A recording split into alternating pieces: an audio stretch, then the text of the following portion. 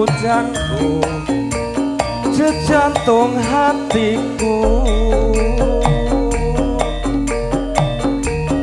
sambungku mung wanci dalu rupeda saremu lawan karepmu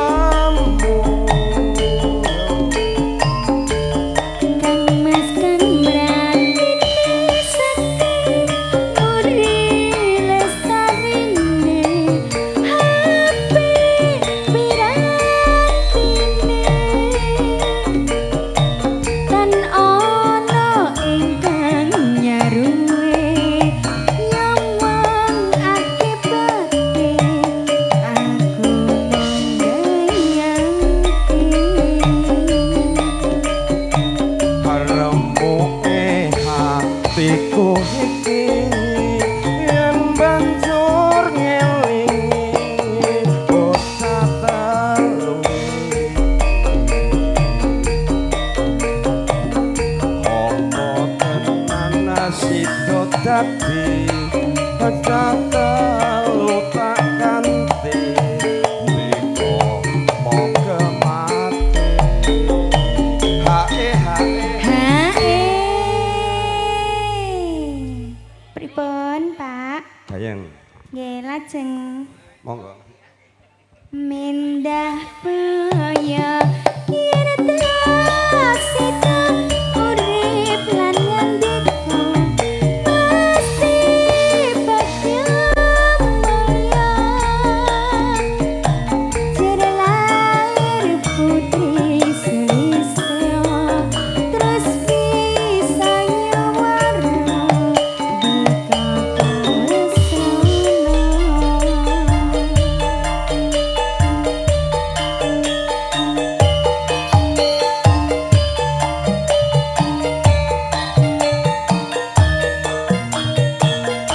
marai gayeng iki bagus. Lanjut apa?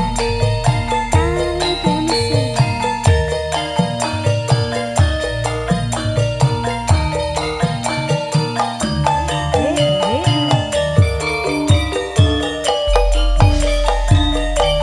Ya, mangga. Sing ketepak ngapuramu nimas pepujanku jejantung hatiku sambungku mung wanci dalu karo beda saremu lawan karepmu Kang Mas kang merati sakit muri lestarine hape piranti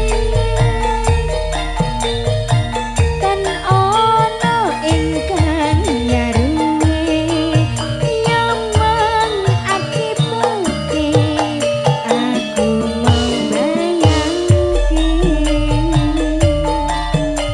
mangga Remu hatiku iki yen banjur ngelingi bocah telu opo tenan sida dadi bocah telu tak ganti ndika opo kemati hae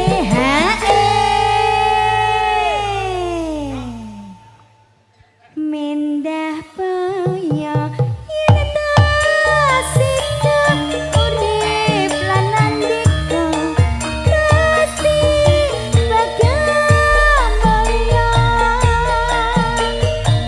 jere lair putri selisia terus bisa nyawara di kota